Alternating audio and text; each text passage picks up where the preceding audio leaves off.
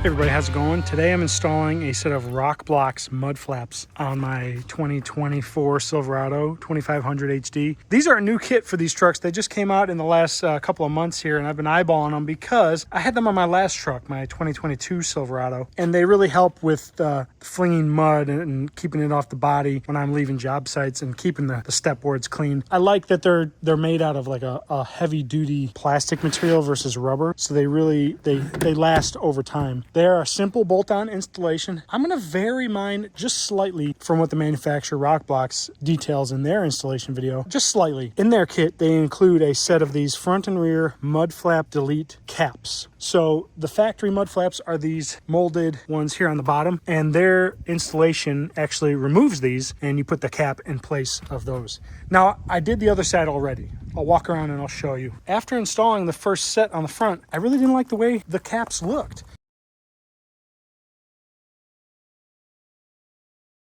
I know this is kind of goofy, but I've got like a double mud flap going, but I honestly like the way it looks better. And now the flap is supported this much further versus it's only supported up to here with the cap. I also modified their installation just slightly as well. I'll detail that later, but that's what they're going to look like. That's the rear, and here's the front. They look pretty good, and I like the added functionality of them that they give to the truck. The flaps are slightly adjustable. The mounting holes are slotted, so you can slide this out or you can slide them in wherever you want, really. I've got them slid in as much as possible because I don't have really oversized tires. These are slightly bigger than factory, but by any means not like a 37 or a 35 or aftermarket rims where they stick out really far. So you can adjust it to about maybe ½ inch, 3/4 of an inch, but that's what they look like.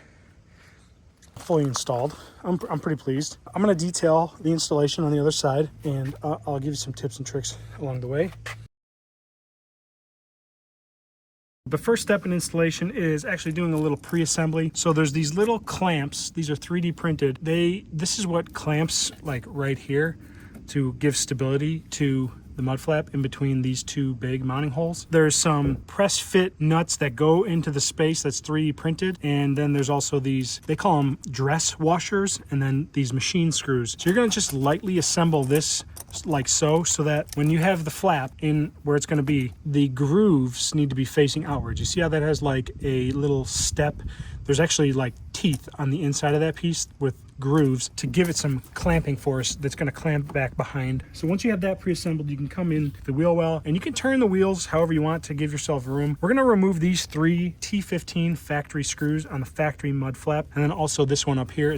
You can see the truck's really dirty from job sites. There's 1, 2, 3, 4. We're going to go ahead and remove those and just set them aside. We're not going to necessarily reuse them, but I always save factory screws like this. I have a bag in my toolbox anytime I need one. If I break one or lose one or whatever, just do whatever you want with them.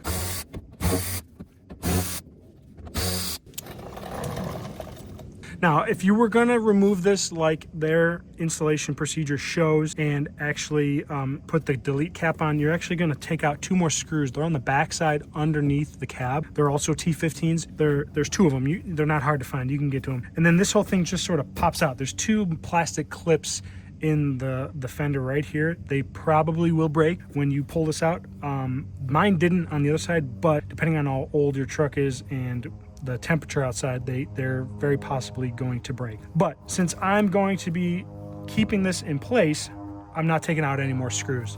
Next, you can go ahead and bring the flap into the fender well, and included in the kit are these big spacers. I'm going to use one only on the middle, and then they also use one up here. So I'm going to use one at the top and one here in the middle. It just sort of helps space, because this is contoured.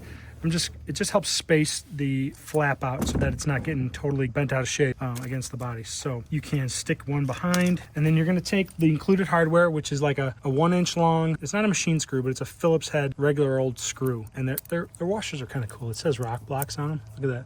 They just spent some money to get those made. So then fit that through, and then fit the spacer. And then we're gonna mount that first hole right there in the middle, just loosely. I'm just gonna get it turned in by hand, just enough, just sort of loosely. I'm not gonna fully tighten them down right this instant, just to hang it enough. Next, we're going to slide this clamp behind the fender well. And I should clean this off. And I found it helps to have like a pry tool. You can use a plastic pry tool or a big long screwdriver like mine. I've got the screwdriver pried between the wheel flare and the fender liner. Helps to get a little extra space to slip that clamp behind the wheel flare. So like, if you can see in here, we got to get this behind here, in between the fender liner and the wheel flare. And it's pretty tight, so you need to just pry this out just slightly so you can get that clamp fit behind. There. So I've got it clamped behind now, and I'll show you again. But you can see now, just barely, the clamp is behind the wheel flare. So I'm going to tighten these up just slightly so that that thing doesn't move, using a 3mm Allen. Just going to snug these up. I am going to adjust the wheel mud flap all the way to its innermost position. To do so, you need to make sure that that clamp doesn't slide. So holding those dress washers to make sure it doesn't detach from the back of the fender. And then you can tighten these up a little bit more. Don't fully tighten them, just to give it a little extra grab. Now you can adjust your flap so that the holes line up on the 3 remaining spots, and then go through with the hardware and put in the screws. Put this screw in with the spacer. There we go. All right, so we've got our clamp still here, and then there's 2 more spots on the bottom that I'm going to put hardware into. And now we're clamped. So again, you can slide these out. So you can pull these all the way out, like so. Then you have about 1.25 inches sticking past the wheel flare right here, or you can put them somewhere in the middle, or like me, I'm gonna push mine all the way in because that's the way I want them to look. And then you can go ahead and tighten everything up. So I'm gonna start with this clamp with the 3mm Allen first. And you don't have to go crazy on these, just tighten them and get them nice and snug. It's December 13th. It's gonna be 60 degrees today here in South Carolina. I'm not complaining. For you northerners dealing with snow, I don't feel bad for you. I moved away 6 years ago, but stay warm. Just go through, tighten all your hardware when you're satisfied of the placement. And now you're basically done. If you opted for their cap install, you're done. I'm gonna go one step further. So if you see this and hear this, it's flapping against that OEM mud flap.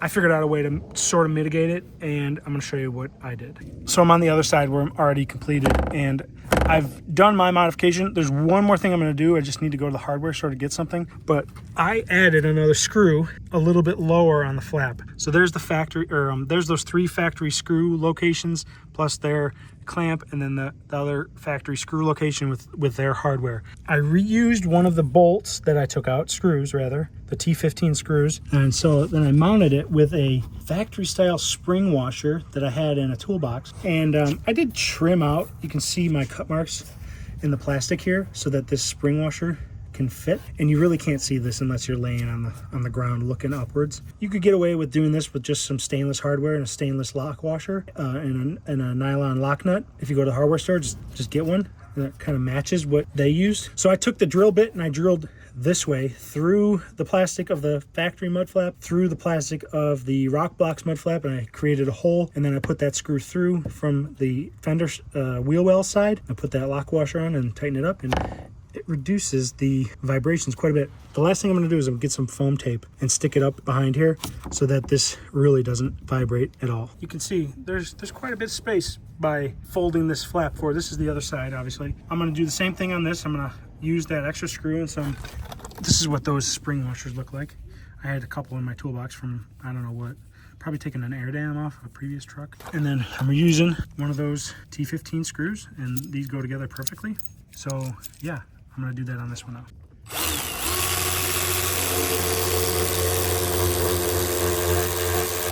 Then I'm gonna take this spring washer on the back side and then tighten it all together. That's what's gonna end up looking like. I like the way it looks. So that is the front. Obviously the 2 front sides are identical. Now we're gonna do the rear. They're also identical. All right, so at the back, we're gonna remove these 3 factory screws. Again, if you're doing the cap kit, there's 2 more screws on the back side where my hand is over here. You take those off, this pops off, and then you put their cap in place. If you are interested in that installation, follow the official RokBlokz installation tutorial. I've got to remove these screws, and then we're gonna mount up the new ones.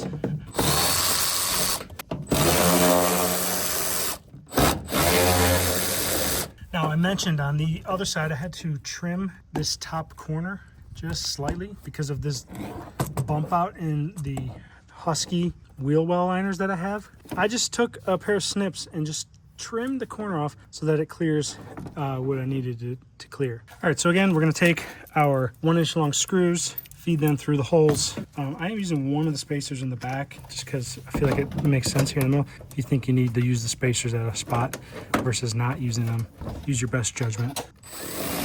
Just gonna tighten that up a little bit. Generally line up these other bottoms to just get them in place. Now, same procedure for attaching this clamp. So this thing is just loosely installed. Actually, I need to loosen it a little more so I have some clearance. Using a 3mm Allen, take that out just slightly. And I don't think I actually showed, these are the 2 press fit. These actually fit like into the 3D molded clamp part. You can see it's just sort of loose. They should suck in to that clamp part when they're fully tightened. You want that slightly loose because this is gonna slip behind the wheel well liner. Just sort of work it in like so. I got that one in. And again, I'm going to push these in as far as they will go while holding these screws so that the clamp doesn't slide off, because that's where I want the mud flap mounted. And then you can tighten everything up. So I'm going to do these guys here. We got the clamp tightened, and then you can tighten those 3 across the bottom. And again, since this just flaps in the wind, I'm gonna add my extra screw underneath on the bottom to give that some more support, and then basically you're done. I'm gonna do that real quick and then we'll do a walk around. All right, and that's what the rear will look like when you're all through. I ended up going around and doing 2 of my little additional screws on the bottom just to give it some more stability. I'm still gonna add some 3M foam tape back in here underneath, or rather in between, to help some of the vibration if it bothers me while I'm driving. Yeah, I'm very pleased. I had these on my last truck, my 2022 Silverado half-ton. They lasted for thousands of miles. They're still on that truck. I see it every now and then when my coworker and I meet up. And I think they're just subtle enough where they add protection. You know, they don't look like a grandpa truck. I bought these on my own volition, so I'll post a link to the RokBlokz website. I got them on Black Friday because they were on sale. So one more thing, these things are customizable in color. Like, you can color match them to your truck. And then also with the little logos here, they are customizable as well. So you can get black with red, black with white, black with purple, whatever you want. I just went black on black because it's classic. But just so you know, you can customize them. They do not allow returns for custom colors though, so keep that in mind. You can request samples, so if you're trying to color match, you can get a sample color sent to your house and you know, match whatever you're trying to do. As always, if you like this video, give it a thumbs up. Love it if you subscribe.